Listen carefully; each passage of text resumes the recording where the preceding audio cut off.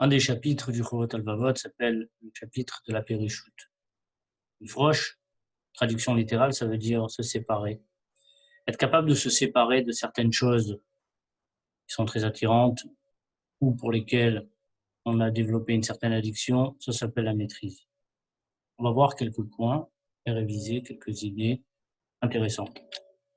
La définition. Haperishut meniat nefesh, retenir son âme. Mikol menucha vetaranu goufani, de tout repos et de tout plaisir. Deux éléments numéro un qui vont attirer le corps de manière très facile. Le repos, l'envie de se reposer, on l'a tout le temps. Le plaisir, l'envie de plaisir est permanent. Et là, Teva, là, il faut être très intelligent. Il ne faudra jamais dépasser les limites. Même si j'ai envie d'être quelqu'un, un battant qui va avancer dans la vie, va dépasser mon envie de repos, mon envie peut-être de plaisir, je dois quand même garder à l'esprit que j'ai besoin d'un minimum de repos et d'un minimum de plaisir. S'il me manque, je ne peux pas tenir. Toute exagération doit sortir de mon envie.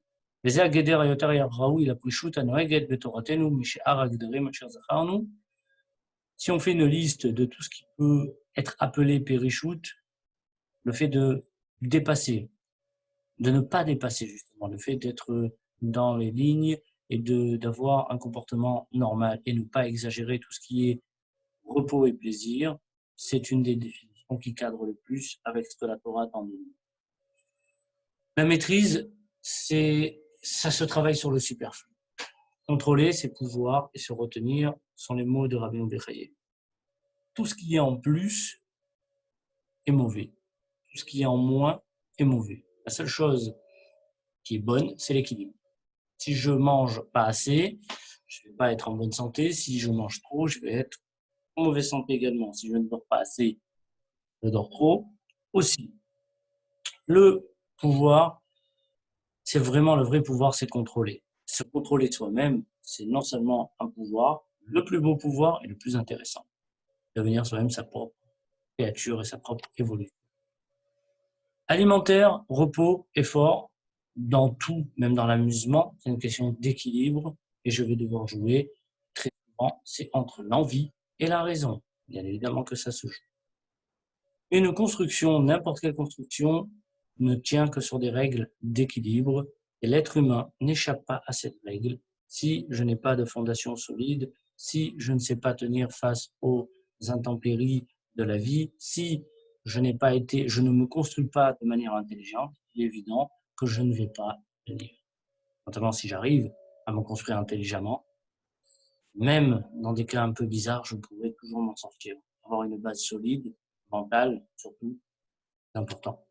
L'équilibre de l'être humain va dépendre de très nombreuses choses. Et en fait, la plupart des personnes qui veulent commencer à s'intéresser au moussar, c'est-à-dire à eux-mêmes, et à apprendre à être acteurs de leur propre intérieur, se rendre compte que c'est exponentiel. Ça veut dire rapidement, on arrive à une quantité de calculs hallucinants, même s'ils sont simples au départ. Et donc, Tzorech Anshe Torah, pourquoi est-ce que les hommes de la Torah ont besoin, l'Inhog Vaperichut, ont besoin de gérer et de travailler cette qualité-là, cette vertu qu'il a cultivée, qui s'appelle la Peshut, la maîtrise. Kavanat Torah le'amshi la sechel bechol atavot hanefesh ve'lagbiru alehem. Ce que la Torah a comme objectif, c'est d'améliorer l'être humain. La Torah n'a pas comme objectif une pratique aveugle et stupide d'un culte vis-à-vis de Dieu. Non. La Torah nous a demandé, au travers de ce culte dans lequel on remercie Dieu, une évolution. C'est-à-dire que, en contrepartie de la Torah que nous allons faire, nous allons nous transformer en bien.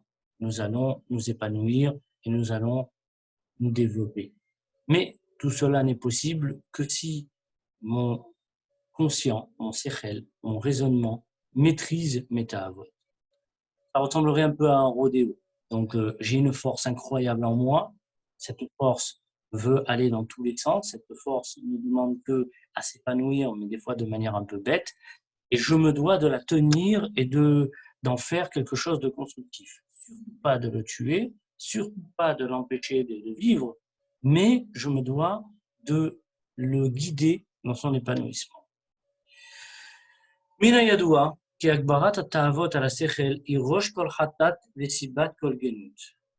C'est le mot du Rav, hein, le mot de Rabbeinu Bechaye. Lorsque le désir arrive à prendre le pas sur la raison, nous sommes à Roche, le début, Kol Hatat, de tout manquement, Siba, la cause, Kol Genut, de tout comportement honteux, rabaissant. Pour écouter son cœur, mais pas à lui obéir. Notre cœur a beaucoup de choses à dire, et des fois contradictoires en même temps. D'accord et pas d'accord, il peut nous dire oui et non, il peut dire beaucoup de choses. Il faut écouter son cœur, c'est pas un problème. Par contre, pas obéir bêtement à tout ce qui me passe par la tête, parce que pas tout ce qui me passe par la tête peut être intelligent. Comment commence la décadence? Nonataram ze el haolam ad shenatu min Torah. Torah ici, dans le sens la voie, dans le sens la morale, dans le sens la conscience, à partir du moment où un peuple ne suit pas sa conscience et ne suit pas la morale, eh bien, il se détourne. Ve'esiam hayatzer laniach yishuv haolam atzalatam, mitot bahem mederech avotehem asher yadeh hatzorech בעולם הזה, לספק ממנו ולהסתפק בדבר המספיק לחיות בו. Certaines personnes dans l'histoire de l'humanité ont eu comme objectif de donner au corps ce qu'il a besoin et à l'esprit ce qu'il a besoin, et ont très vite compris que le plus n'était pas un bien. Prendre pour prendre, c'est pas intelligent. On doit prendre ce qu'on a besoin. On le sait qu'au niveau écologique, c'est d'une réalité criante. On le sait au niveau des calories, c'est une réalité criante. L'homme n'est pas fait pour prendre bêtement, consommer débilement, il est fait pour consommer intelligemment, parce que de cette manière, ça peut lui être favorable. Espérer plus pour obtenir moins à cause de ce plus. Donc, veillis pas lahem atif arabo ve'arbot me'ono. Le Yetzirah, c'est le mauvais penchant dans l'homme, c'est la partie qui échappe un peu à son contrôle, et donc lui rend très très agréable et ô combien jolie l'idée de venir se pavaner, l'idée de vouloir avoir un maximum de matériel, même s'il ne me sert à rien. C'est beau que le sens de la vie serait peut-être uniquement le plaisir et le kavod. Donc, plaisir et honneur du standard. Jusqu'à qu'ils se sont mis à plonger dans les profondeurs de ce travail. La course vers le sommet, la course vers les honneurs, la course vers le super est une course très difficile. C'est une course qui va demander beaucoup d'efforts et beaucoup de sacrifices. On va perdre beaucoup de choses. En premier lieu, notre moralité. Mais c'est pas s'arrêter là, ça serait déjà catastrophique. Mais il y a nos amis, il y a également notre santé. Alors là, Moshel Bahem, le monde le domine, parce qu'une personne qui ne vit qu'au travers des yeux des autres, bien évidemment, se fait dominer. Veotem osneem, bouche leurs oreilles, maatzim etenem, ferme leurs yeux. Donc, je dis clairement ici que toute personne qui a comme religion plaisir et honneur, c'est une personne avec qui on ne peut pas discuter. Les oreilles sont fermées, les yeux aussi. Toute personne qui est dans cet état d'esprit-là ne cherche que le plaisir. Il s'agit de sa religion, clairement. Donc, plaisir et désir et honneur, c'est une religion. Alors, il est évident que Dieu n'a rien à faire là-dedans. Comme il est écrit dans Irmiyat, ce passouk nous dit que toute personne qui s'inscrit dans cette voie-là risque vraiment de se rendre compte à quel point ça va faire mal, et c'est pas évident que le jeu envahisse la chandelle. Donc ici, on voit 4 idées. Le premier, c'est les nassé. Aucun intérêt à part celui d'être au-dessus des autres. Ça vient de nassi, c'est-à-dire un prince. Ensuite, on a les tarden, ce sont des plaisirs qui ne sont pas du tout indispensables. On a ensuite arbot meono, c'est multiplier de l'argent. C'est pas juste l'argent en tant que moyen. Donc, pour réaliser tous mes rêves, j'ai besoin d'argent. Et si j'en ai, eh bien, c'est bien évidemment très, très important, tant mieux. Mais arbot meono, c'est-à-dire avoir de l'argent à un niveau où juste la quantité d'argent est intéressante, même si je n'en fais rien du tout. Atif hara, ce sont des honneurs dans lesquels je veux briller au-dessus des autres, pas juste être au-dessus des autres, pas juste du pouvoir. Là, je veux vraiment éclater l'écran. ויסבך העתר ומשובותייך תוכיחוך ודעי וראי כי רע ומר עזבך את השם אלוקייך ולא פחד אלייך נאום השם אלוקים צבקות. Ça, c'est le passouk de Yirmiya en entier dans lequel il dit Hachem, si tu veux rentrer dans cette voie-là, je t'en prie, mais tu te rendras vite compte que cette voie-là est pleine de souffrance et elle-même va te punir. Il y a un cycle de la faute dans lequel on se trouve de plus en plus vide. On se sent minable. Et donc, la faute en hébreu se dit chet, se manquer. Donc, tu te dis, bon, ben, je me manque. Donc, de toute façon, je ne suis pas quelqu'un d'extraordinaire. J'ai déjà fait des avérotes, ben, j'ai qu'à en faire encore. Donc, tu te manques encore.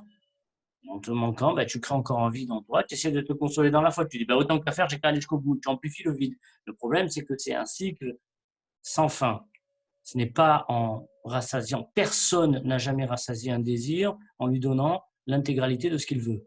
C'est la meilleure manière de faire une overdose, justement. Physique, on sait le faire, mais mental, on ne se rend pas compte, parce qu'il n'y a pas de limite au mental. Donc, on peut rentrer dans une avéra, se rendre compte qu'on a fait des bêtises, recommencer, se rendre compte qu'on a fait une bêtise et recommencer en permanence, et sans jamais ouvrir les yeux.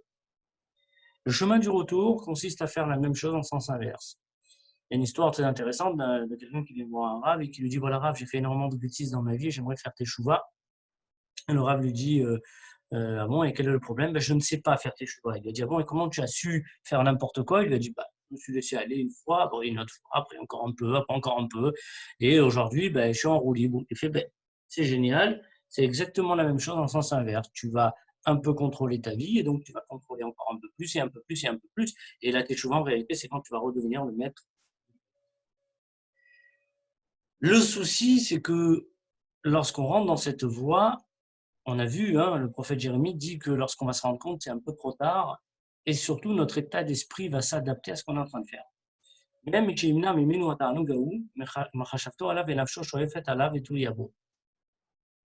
Ça ne suffit pas de priver un drogué de sa substance, que lorsqu'il est privé de ce qu'il veut, ben, il pense à ce qu'il veut. Donc en fait, c'est soit il est en train de le faire, soit il est en train d'y penser.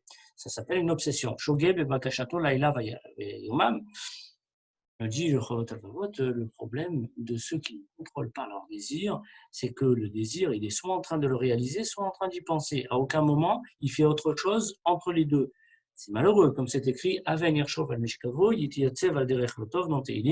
même en train de dormir, il est en train de réfléchir à ses bêtises. À l'école, il se noie. Mais et bien évidemment, je suis tellement occupé à essayer de me remplir de tous les plaisirs et de tout l'argent et de tous les honneurs profitent du monde que, bien évidemment, que c'est très, très fatigant d'aller dans le droit chemin. Mafsid Disforato, je fais des échanges, mais je perds Nafsho Pruta, Ptucha, et dans certaines versions, c'est Pruta. Ça, c'est-à-dire Ba, Ptucha, elle est complètement ouverte. C'est-à-dire que ça, Neshama, dans tous les cas, n'a plus aucune valeur, puisque en réalité, la seule valeur qu'il a, c'est le plaisir. Et il suffit de lui dire, tu peux avoir du plaisir en pensant A, ben, il va penser A. Tu peux avoir du plaisir en pensant B, ben, il va penser B. Et Ratora, ses choix sont mauvais. Sachal Bere Ratmoura, il ne se rend pas compte de ce qu'il est en train d'échanger. Il est en train d'échanger sa personnalité, peut-être ses idéaux, tout simplement parce qu'il ne sait pas contrôler ses désirs. Comme c'est écrit, Vayamiru et Kevodam, Betavnicho, Ochel, Aïsef, dans Teilim, lorsque David Ameller fait référence à la faute du veau d'or.